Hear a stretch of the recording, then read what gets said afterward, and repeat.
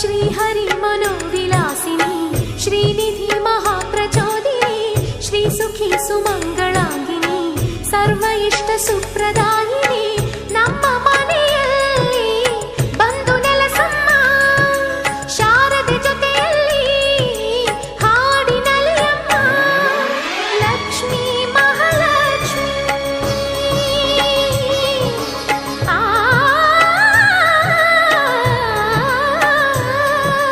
Lakshmi Mahalakshmi Lakshmi Varalakshmi